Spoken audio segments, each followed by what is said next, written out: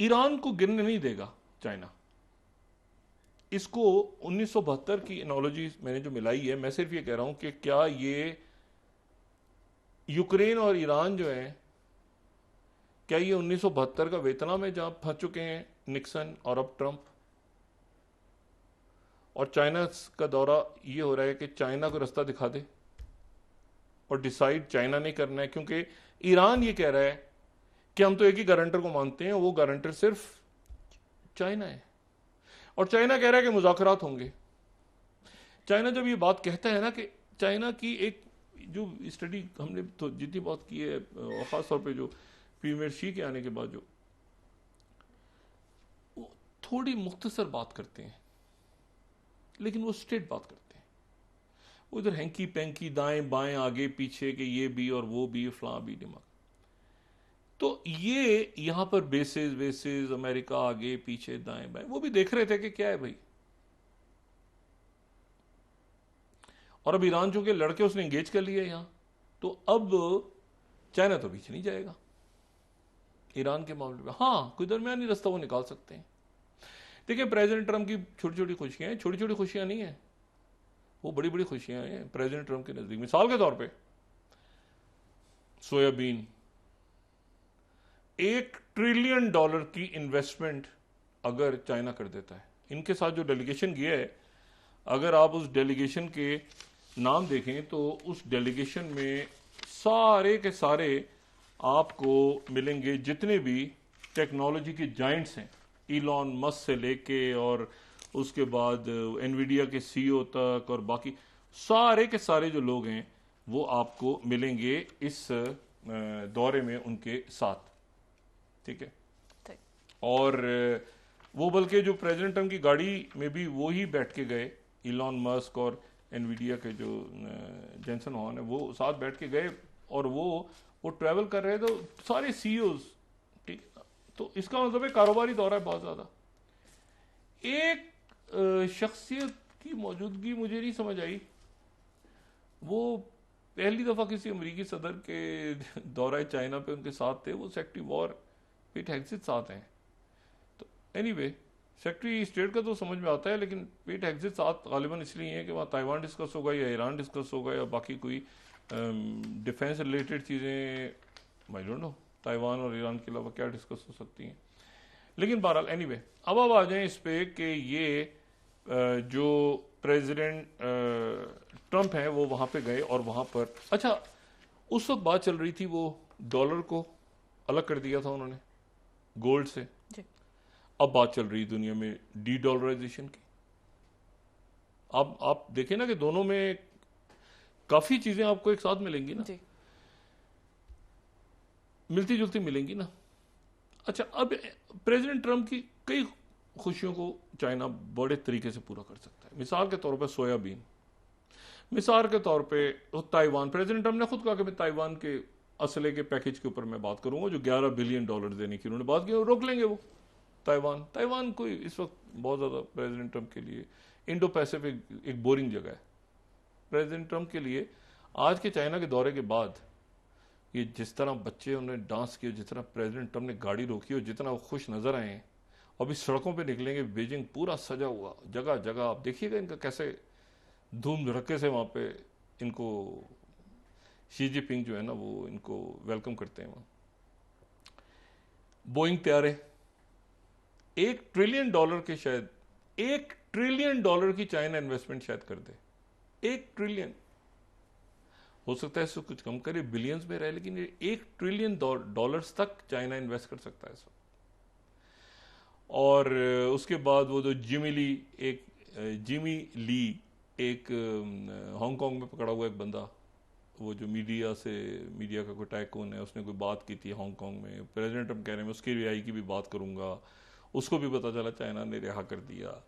साथ ही वो जो फेंटेनल के ऊपर हैं एग्रीमेंट्स हो गए, साथ ही शी जिनपिंग ने कहा मैं आ रहा हूँ, मैं भी आ रहा हूँ, इतनी इन्वेस्टमेंट हो रही है, प्रेसिडेंट ट्रंप जाके बता रहे हैं इतने बिलियन की इन्वेस्टमेंट हो रही है, और उसके बाद जो है वो ये मैं मतलब इतनी जॉब्स क्रिएट होंगी, इतनी चाइना इन्वेस्टमेंट करेगा, ये सारा आगे पीछे दाएं बाएं। प्रेसिडेंट ट्रंप को और क्या चाहिए? अब यहां पर एक और किस्सा, जैसे ही प्रेसिडेंट ट्रंप का जहाज ऊपर से गुजर रहा है, फजाओं में है और बीजिंग पहुंच रहा है, आप नए हुर्मुज से एक सुपर टैंकर चाइना का क्रॉस कर रहा है और उसमें इराक का ऑयल है।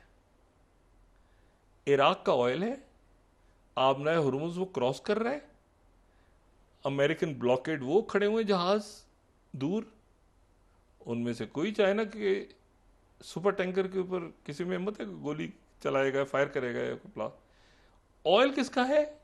इराक का। और क्रॉस कर रहा है वो आपने हुर्मुज को उन रस्तों के थ्रू जो कि ईरान ने डिफाइन किए हैं। तो पहला अरब मुल्क जिसने ईरान के बनाए हुए आबनाए हुर्मुज के नक्शे को तस्लीम कर लिया है वो इराक है।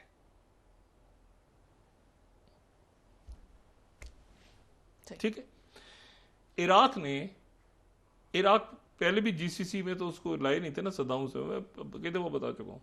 तो इराक ने जो है वो उनका सुपर टैंकर क्रॉस कर गया चाइना का, ये ब्लॉकेड तो गया, ये क्या है, बस छोड़ देना बस। अच्छा, अब ये जो है ये Bloomberg, first Chinese oil tanker sails out of Hormuz strait in rare exit. China का जनाब टैंकर जो है सुपर टैंकर खरामा खरामा निकलता आ रहा है, और उस वक्त जबकि ट्रंप मिलने जा रहे हैं शी जिनपिंग से। ठीक है, अच्छा अब ये जो है ये कैसा अजीब मामला है। चाइना की तरफ से पाकिस्तान, उनके फॉरेन मिनिस्टर ने पाकिस्तान से कहा है कि सफारती और मुज़ाकराती अमल को तेज कर दें। ग्लोबल टाइम्स 3rd, पहले प्रेसिडेंट ट्रंप ने कहा है चाइना रवाना होने से पहले मुज़ाकरात को तेज करें, पाकिस्तान पे मैं ट्रस्ट करता हूं, पाकिस्तानी बड़े अच्छे हैं। अच्छा, नाम तो वो ले रहे हैं ना, फील्ड मार्शल आसिम मुनीर साहब का और प्राइम मिनिस्टर का, लेकिन उस साथ साथ सारे पाकिस्तानियों को अच्छा करें। पाकिस्तानी बड़े जो हम भी खुश हो जाते हैं। हम ये भी कह सकते हैं हमारी भी तारीफ की ना उन्होंने कहा पाकिस्तानी द ग्रेट। फिर उसके बाद वो साथ ही कहते हैं कि prime minister and field marshal Asim Munir are great, जबरदस्त लोग हैं। लेकिन पाकिस्तानी को भी हम बड़े अच्छे लोग हैं। अच्छा, तो अब मसला ये है कि वो ये तो कहा उन्होंने प्रेसिडेंट ट्रंप ने, तो वो जो ज़ायनिस्ट लॉबी है उसको तो मिर्चें लग रही हैं इस वक्त। और ये ग्लोबल टाइम्स का कह रहा है कि Chinese foreign minister calls on Pakistan की मीडिएशन को तेज करें। तो चाइना भी कह रहा है और ट्रंप साहब भी कह रहे हैं। अच्छा, ये जो है ये Al Jazeera 5th, Trump backs Pakistan as Iran mediator after criticism from Lindsey Graham. ठीक है, लिंडसे ग्रैहम की तरफ से ये बयान जो आ रहे थे पिछले 1-2 दिन से, जो हम जिक्र भी कर रहे थे लिंडसे ग्रैहम का, वो साहिब पाकिस्तान वो कंप्लीट ट्रस्ट है। मार्को रूबियो, ये मैटर करते हैं लिंडसे ग्रैहम कौन है? मार्को रूबियो साथ हैं, सेक्रेटरी स्टेट जेडी वैंस हैं, बाकी आपके उनकी जो कैबिनेट के लोग हैं वो उनकी कैबिनेट है, उन्होंने की हुई है। प्रेसिडेंट ट्रंप है, खत्म हो गई बात। बाकी उनकी इतनी बड़ी चाइना से इन्वेस्टमेंट आ रही है, टैरिफ पे बात हो रही है, अच्छे वहाँ पे म्यूजिक चाइना का चल रहा है, टेक्नोलॉजी देख रहे हैं, ड्रोन्स देख रहे हैं, वो एंजॉय कर रहे हैं चाइना में। ये क्या बकबक लेके कभी ज़ेलेंस्की साहब, कभी वो लिंडसे ग्रैहम, प्लीज बंदा थका हुआ है, उसको एक स्पेस दें।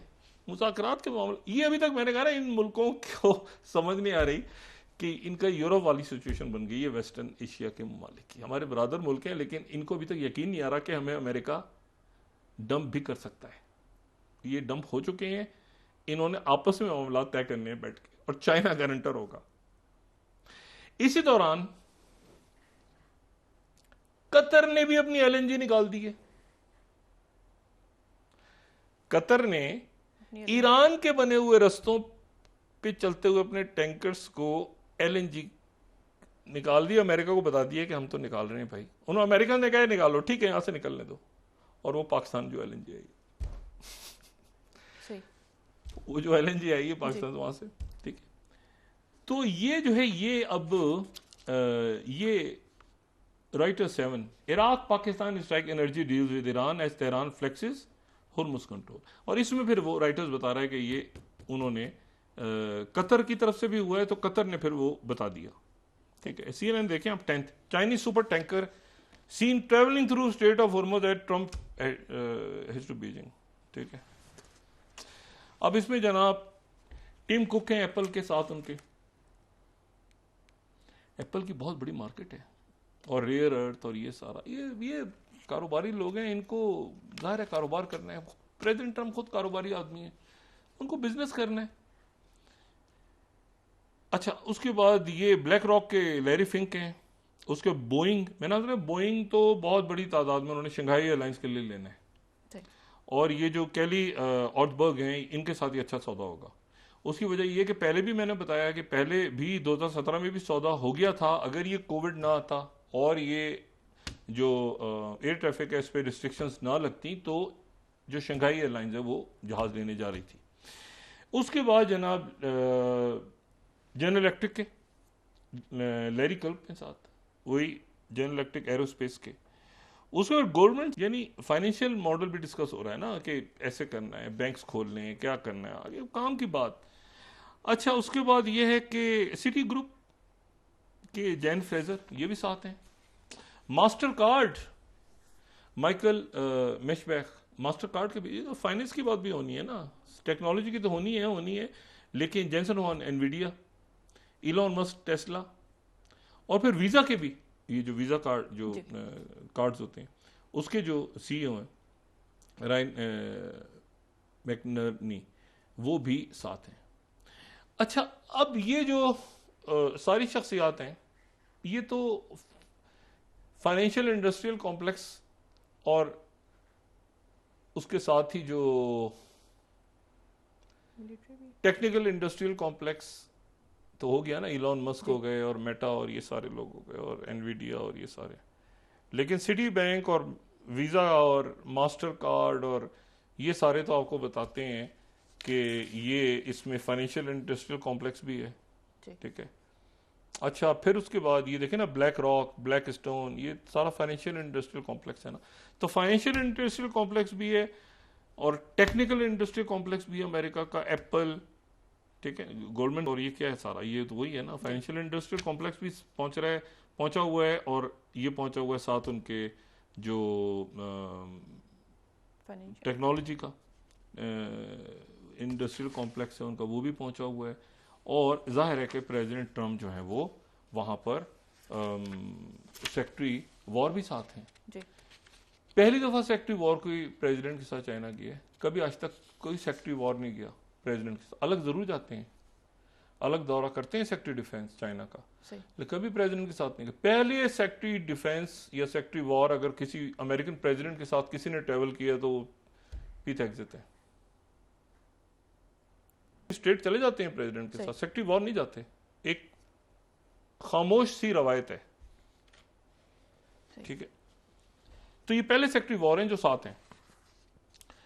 अच्छा, इसी दौरान पीछे जो है यहां पर मुल्कों ने मानना शुरू कर दिया है नया ऑर्डर, यानी कतर ने भी वहां से LNG निकाली है तो ईरान के साथ निकाली है, मामला तय करके कह दिया है चाइना ने कि मुज़ाकरात के जरिए मामला हल होगा, कह दिया है प्रेसिडेंट ट्रंप ने मामला। अब जो बीच में गंद करेगा वो उसका खुद जिम्मेदार होगा।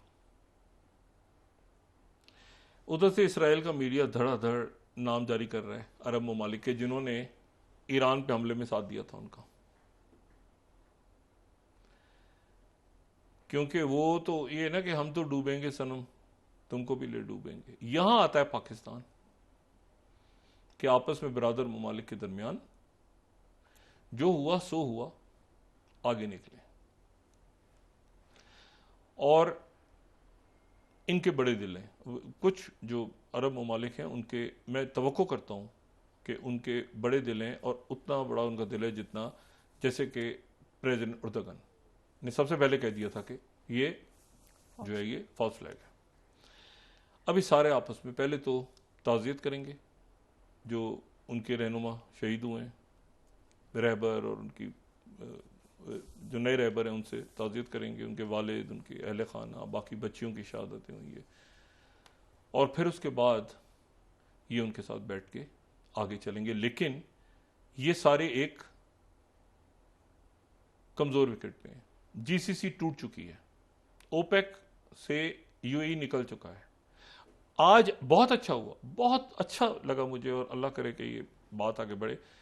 जो सऊदी अरेबिया के वज़ीर आज़म और वली अहद हैं मोहम्मद बिन सलमान, बड़ा विजन और बड़े ज़बरदस्त, और ये उन्होंने बिल्कुल ये अब्राहम अकॉर्ड विकट से अलग रखा अपने आप को। उनकी और एमबीजी जो यूएई के सदर हैं बड़े ज़बरदस्त हैं, और दोनों की आज बात हुई है। अच्छा, अब मोहम्मद बिन जैद और मोहम्मद बिन सलमान दोनों बड़े विजन हैं इनके और बड़े ज़बरदस्त लीडर्स हैं, इनकी बात होना अच्छा है। अब इनकी बात हो गई, इन दोनों के बारे में इसराइल कह रहा है कि इन्होंने तो मिलके दोनों पे इल्ज़ाम लगाए हुए हैं कि इनके यहाँ बेसिस थी और ईरान पे, उसको छोड़ दें, क्योंकि अगर ईरान आगे बढ़ रहा है, ईरान जो मुतासिरा फरीक है वो आगे बढ़ रहा है, और यहाँ पाकिस्तान है, यहाँ पाकिस्तान है कि बरादर मुल्कों में मजीद खलीज ना पैदा हो, जो कि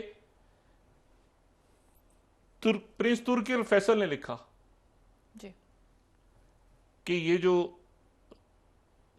शैतान है इसराइल, ये लड़वाता है, और जो फिर ये लड़वाता है बरादर मुल्कों को। और फिर जो लिखा कतर के साबिक वजीर आजम और वजीर खारजा ने कि ग्रेटर इसराइल का मंसूबा हम सारे मुल्क मिलके नाकाम बना दें। ये पाकिस्तान अब यहां पर ये आपस में तय करेंगे मामला।